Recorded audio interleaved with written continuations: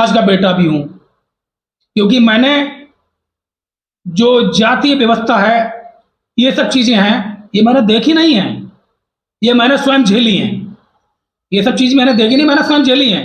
मेरे यहाँ तो इतना भी होता था कि मुझे याद है कि हमारे यहाँ तो ईंट पर भी नहीं बढ़ने दिया जाता था। हमारे यहाँ तो हम दूसरे नल से पानी नहीं ले सकते थे। हमारे जो पानी भरने का कल होता था वो अलग होता था। वो सब हमने झेला है, इसलिए हम।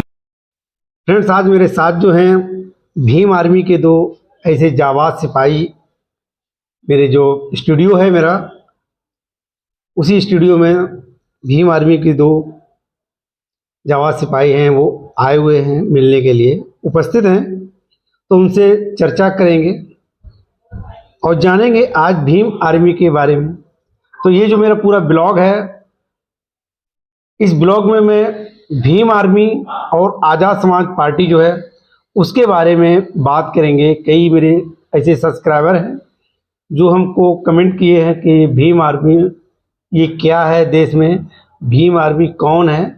तो इन सब बारे में विस्तार से बात करने वाला हूं। हाय गाइस, आपका स्वागत है एक और नए ब्लॉग में। इस ब्लॉग में बात करेंगे भीम आर्मी के बारे में और जानेंगे, और आप लोग पूरा वीडियो देखिएगा। वीडियो को शुरू करने से पहले आपसे रिक्वेस्ट करूंगा कि आप चैनल पर पहली बार आए हैं तो चैनल को सब्सक्राइब कर लेना, बेल आइकन को प्रेस करना, जिससे कि आने वाली वीडियो की सूचना आपको आसानी से मिल सके। तो चलिए सीधी मुलाकात करते हैं उन मेहमानों से जो मेहमान हमारे साथ है, भीम आर्मी के हैं।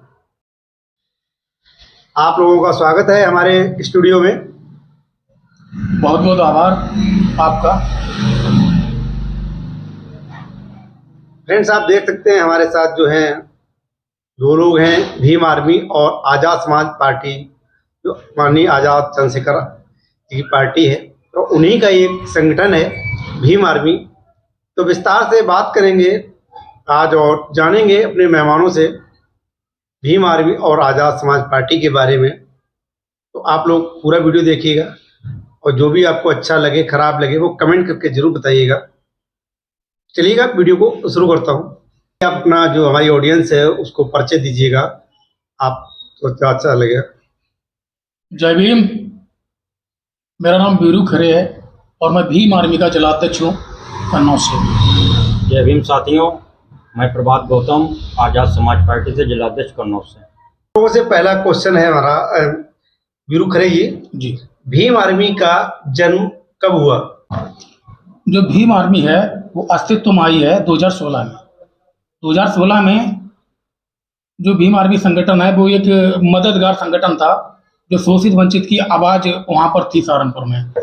उसके बाद क्या है कि छोटमलपुर से ये बाहर जब निकली है कि सहारनपुर में कुछ कांड हुआ था जहां पर हमारे दलित बस्तियों में आग लगाती थी, जिसमें लगभग 17 घर जलाए गए थे। वहां पर हमारी जो माताएं बहनें हैं उन्हें निर्वस्त्र कर सड़कों पर घुमाया गया था। इस बात को भीम आर्मी संगठन ने विरोध किया और ईंट का जवाब पत्थर से देने का काम किया। वहां पर 2017 में ये उसी कांड को लेकर माननीय चंद्रशेखर आजाद जी पर रासुकाएं लगी। हमारे भीम आर्मी के लोग जहां पर माननीय चंद्रशेखर आजाद जी ने लगभग 1 साल रासुका झेली और वहां पर जो है जेल काट कर आए। उसके बाद ये भीम आर्मी जो है ना संगठन, ये अस्तित्व में आया पूरे देश में। वर्तमान में आप भीम आर्मी के जिला अध्यक्ष हैं गुरु जी। आपको कितना समय हो गया जिला अध्यक्ष बने हुए और कितना समय हो गया जो भीम आर्मी का संगठन है इससे जुड़े हुए? मुझे भीम आर्मी संगठन में आए हुए जो है ना, हम लोग जो है माननीय चंद्रशेखर आजाद जी को 2016 से ही फॉलो कर रहे हैं, ठीक है। और फॉलो करते तो ये सोचते थे कि माननीय चंद्रशेखर आजाद जी को हम यहाँ पर कन्नौज में कैसे बुलाएं या माननीय चंद्रशेखर आजाद जी से कैसे मिला जाए। हम लोग उनके कार्य से बहुत ज़्यादा प्रभावित थे। तो हम जो प्रभात गौतम जी और हम दोनों लोग बैठते थे, इस विषय पर चर्चा भी चलाते थे। उसके बाद क्या हुआ कि प्रदेश अध्यक्ष जी सिकंदर बौद्ध जी से हम लोग मिले, उनसे फ़ोन पर बात हुई, उन्हें बुलाया गया। तब जो है ना 2018 में हम लोग जो है भीम आर्मी संगठन से जुड़े और वहाँ पर लगातार पूरे ज़िले में सिर्फ हम 2 ही लोग थे जो भीम आर्मी संगठन को कन्नौज में लाने वाले हैं। और हम लोग जो है इस पर ये सोचते थे कि भीम आर्मी संगठन से जुड़कर माननीय चंद्रशेखर आजाद जी से हम लोगों को कैसे जुड़ा जाए और कैसे मिले। हम लोग बहुत उत्साहित थे। फिर एक बार छुटमुलपुर में भाई चंद्रशेखर आजाद जी उसमें मंगटा गांव में घटना हुई थी हमारे समाज में, तो वहाँ पर हमें ये सौभाग्य प्राप्त हुआ माननीय चंद्रशेखर आजाद जी से मिलने का। हम लोग मिले और उसके बाद से हम लोगों ने पीछे मुड़ के नहीं देखा और कन्नौज में हम लोगों ने एक मजबूत संगठन को एक नई ऊंचाई देने का काम किया, संगठन को मजबूत करने का काम किया और लगातार हम लोगों ने कसम खाई है कि माननीय चंद्रशेखर आजाद जी को कमजोर नहीं होने देंगे। हमारे साथ आजाद समाज पार्टी के जिला अध्यक्ष प्रभात गौतम जी हैं और पूर्व में भीम आर्मी के उपाध्यक्ष भी रहे हैं जिला कन्नौज से। अध्यक्ष जी, आप जो हैं पहली बार आजाद जी से कब मिले थे? एडवोकेट चंद्रशेखर आजाद जी से सबसे पहले हम लोग मिले थे कानपुर में मंगटा गांव में एक घटना हुई थी, तो उसमें एडवोकेट चंद्रशेखर आजाद जी आए थे, तो हम लोगों की मुलाकात उसी टाइम एडवोकेट चंद्रशेखर आजाद जी से मुलाकात हुई थी। पहली बार जब आजाद जी आपसे मिले थे तो उस टाइम आपकी क्या बात हुई, कुछ आपको याद हो तो बताइएगा। एडवोकेट चंद्रशेखर आजाद जी से हम लोग मिले, उनसे बात हुई। बात होने के बाद एक एहसास हुआ कि कहीं ना कहीं एडवोकेट चंद्रशेखर आजाद जी हैं जो शोषित वंचित की आवाज़ को उठा सकते हैं, उनके हक अधिकारों को सुरक्षित रख सकते हैं और कहीं भी अन्याय होता है तो एडवोकेट चंद्रशेखर आजाद जी जो हैं उनको न्याय दिलाने का काम कर सकते हैं। अध्यक्ष जी, हमने पूछा जो है आजाद जी जब पहली बार मिले तो उनकी कुछ ऐसी बात बताइए जो अभी तक आपको याद हो, ऐसी कोई खास बात बताइए जिससे आप बहुत ज़्यादा प्रभावित हुए हैं, जो उनके साथ जुड़े हैं, कुछ आपको याद हो उस समय की बात जब पहली मुलाकात आपकी हुई थी, तो उसके बारे में कुछ बताइएगा। हमारे जो दर्शक हैं वो आपको लाइव सुन रहे हैं, लाइव देख रहे हैं, तो वो जानना चाहते हैं। एडवोकेट चंद्रशेखर आजाद जी से सबसे पहले हम मिले थे कानपुर में मंगटा गांव में, जो बुद्ध कथा हो रही थी उसमें सामंतवादियों ने हमला कर दिया, तो उसमें हमारे समाज की महिलाओं के साथ मारपीट की गई। जब ये बात भीम आर्मी को पता लगी तो उस टाइम कौशल वाल्मीकि जी जिलाध्यक्ष थे कानपुर के, तो ये बात एडवोकेट चंद्रशेखर आजाद जी तक पहुंची। तो एडवोकेट चंद्रशेखर आजाद जी उसमें आए थे, तो उनकी एक बात हमें बहुत आज भी हमें याद है। उन्होंने स्पीच दी थी, उसमें कहा था कि अब बुद्ध कथा जो है वो मंगटा गांव में हर वर्ष होगी और ये भीम आर्मी के नेतृत्व में होगी। अब देखते हैं कौन सा सामंतवादी जो है अब हमारी माताओं बहनों पर अत्याचार करने का काम करता है। तो कहीं ना कहीं हम लोगों ने समझा, जाना कि मानवर कांतीराम के बाद कोई ऐसा व्यक्ति निकला है जो कहीं ना कहीं बहुजन समाज के साथ जो शोषण अत्याचार होता है उस पर कैसे रोक लगाई जाए और हक अधिकारों को कैसे सुरक्षित ये रखेंगे। तो कहीं तो आपका संगठन है वो कितना मजबूत है और कहाँ कहाँ पर है, भारत में कितने राज्यों में है, या प्रदेश के जो उत्तर प्रदेश है वो कितने जिलों में है? जो भीम आर्मी संगठन है वो किसी पहचान का मोहताज नहीं रहा है। भीम आर्मी संगठन अपने कामों से और भीम आर्मी के सिपाही ईमानदारी से पूरे देश में पहचाने जाते हैं और इसी के बलबूते से हमने लगभग 4 सालों में वो मुकाम हासिल किया है। हम भारत की बात क्यों करें, भारत में तो ऐसा कोई राज्य ही नहीं है जहां पर भीम आर्मी संगठन है नहीं। हम कन्नौज की बात कर रहे हैं, कन्नौज में हमारा जो संगठन है वो 3 विधानसभा में कंप्लीट हो चुका है, 3 तहसील में। उसके बाद हमारे 8 ब्लॉक कंप्लीट हो चुके हैं। उसके बाद हमारा अब हम जो है ना बूथ तक उतर चुके हैं। अब जो है गांव-गांव जाकर हमारी मीटिंगें हो रही हैं, जात तोड़ो बहुजन समाज जोड़ो, वहां पर हमारा जो है गांव-गांव तक भीम आर्मी को पहुंचाने का काम हम यहाँ से कर रहे हैं कन्नौज में। भीम आर्मी संगठन अभी जितने भी संगठन हैं उनसे नंबर 1 पर भीम आर्मी संगठन कन्नौज के अंदर चल रहा है। एक और इसके साथ सवाल करेंगे आपसे, जानेंगे जो भीम आर्मी के शुरुआत की जो पदाधिकारी थे उस समय भीम आर्मी कुछ ज्यादा मजबूत दिखती थी। आज जो है वो लोग पुराने साथी जो हैं आपके वो आपको छोड़ के जा रहे हैं, ऐसा क्यों? देखिए, पुराने साथी जा रहे हैं, एक राजनीति होती है समाज के लिए और एक राजनीति होती है समाज पर। और जो भीम आर्मी संगठन है वो समाज के लिए राजनीति करती है, समाज पर राजनीति नहीं करती है। और जो समाज पर राजनीति लोग करते हैं और जिनका राजनीति से चूल्हा चलता है वो लोग भीम आर्मी संगठन से नहीं है। और जो वास्तव में समाज के लिए कुछ करना चाहते हैं, समाज की आवाज बनना चाहते हैं, माननीय चंद्रशेखर आजाद जी को कंधों को मजबूत करना चाहते हैं, और जिनके अंदर 100% ईमानदारी है, वो आज भी भीम आर्मी संगठन के कंधे से कंधा मिलाकर भीम आर्मी संगठन को मजबूत करने का काम कर रहे हैं आज भी। जो आपके नेता हैं, आप अपने नेता के बारे में कुछ बताइए, जो देश की जनता देख रही है आपको, जो व्यूअर देख रहे हैं वो जानना चाहते हैं आपके नेता। चंद्रशेखर आजाद जी के बारे में आपको क्या बताएं। वो इतनी बड़ी बुक है कि जिन्हें पढ़ने में हमें लगभग जो है ना बहुत समय लग जाएगा। बस कुछ शब्द आपको कहना चाहता हूं जिससे हम लोग जो है प्रभावित हुए हैं। उनकी बुक का नाम बता दीजिए। उनकी बुक का नाम है बहुजन महापुरुषों की विचारधारा। बहुजन महापुरुषों की विचारधारा, ठीक है। और बिल्कुल उसी चीज को वो फॉलो करते हैं, ठीक है। और बहुजन महापुरुषों की विचारधारा बुक का नाम क्या बताइए, कोई बुक नहीं है, ठीक है। ये विचारधारा है महापुरुषों की, जो हमने मानवर कांतीराम साहब के बाद भाई चंद्रशेखर आजाद जी में देखी है। देखिए समाज चाहता क्या है, अब राजनीति में थोड़ा चेंजेस हो गया है। अब समाज चाहता क्या है कि जो समाज के हक अधिकार भी आवाज उठाएगा। समाज के लिए वोट की राजनीति सब करने आ जाते हैं। जब चुनाव आता है तब जो है ना 15 दिन 20 दिन पहले चुनाव का समय शुरू होता है तो नेता लोग पहुंच जाते हैं समाज के बीच में जाकर। लेकिन अब समाज क्या चाहता है, अब समाज चाहता है कि जो उनके हक अधिकार की आवाज उठाएगा, उनके जो दुख मुसीबत में खड़ा होगा, ठीक है, शासन प्रशासन से जो उनकी लड़ाई लड़ेगा, जो उनकी जमीनी स्तर पर लड़ाई लड़ेगा, समाज उसी के साथ खड़ा होगा। और वो लड़ाई भीम आर्मी संगठन और आजाद समाज पार्टी खुले मंच पर लड़ रही है और जमीनी स्तर पर लड़ रही है। मैं आपको एक तो कम शब्दों में बताना चाहूंगा कि आप देखिए हाथरस कांड हो, और अपने चाहे हाथरस तो कांड अपने जिले का बाहर चला गया है, अभी पर अरू कांड हुआ था जहां पर हमारे कटेरिया समाज की बहन के साथ बलात्कार किया था। वहां पर जो ये संगठन है, जो हिंदू संगठन है, ठीक है, इन्होंने किसी ने आवाज नहीं उठाई। अगर वहां पर कोई आवाज उठाने वाला था वो कन्नौज की भीम आर्मी संगठन, वो हम लोगों ने आवाज उठाई। और आज जो वो आरोपी है हमारी बहन का, जो जिसने बलात्कार कर कर हमारी बहन के साथ दुष्कर्म कर कर उसे जान से मार दिया था, आज वो सलाखों के पीछे है। आज यहाँ पर भीम आर्मी संगठन इतना बड़ा ताकतवर संगठन बन रहा है, शोषित वंचित की आवाज बनने का काम भीम आर्मी संगठन कर रहा है। भीम आर्मी जो है अब एक पार्टी बन चुकी है, ऐसी क्या जरूरत पड़ी कि जो संगठन से एक राजनीतिक पार्टी गठित की गई?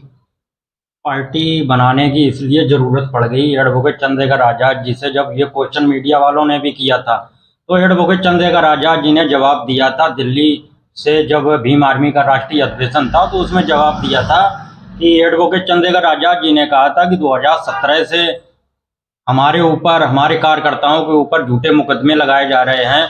हम कहीं भी आंदोलन करते हैं, समाज की आवाज उठाते हैं तो कहीं ना कहीं प्रशासन हमारे ऊपर, हमारे कार्यकर्ताओं के ऊपर झूठे मुकदमे लगाने का काम करता है। तो कहीं ना कहीं कोई भी राजनीतिक दल हमारा ऐसा नहीं है जो हमारी आवाज को उठा सके।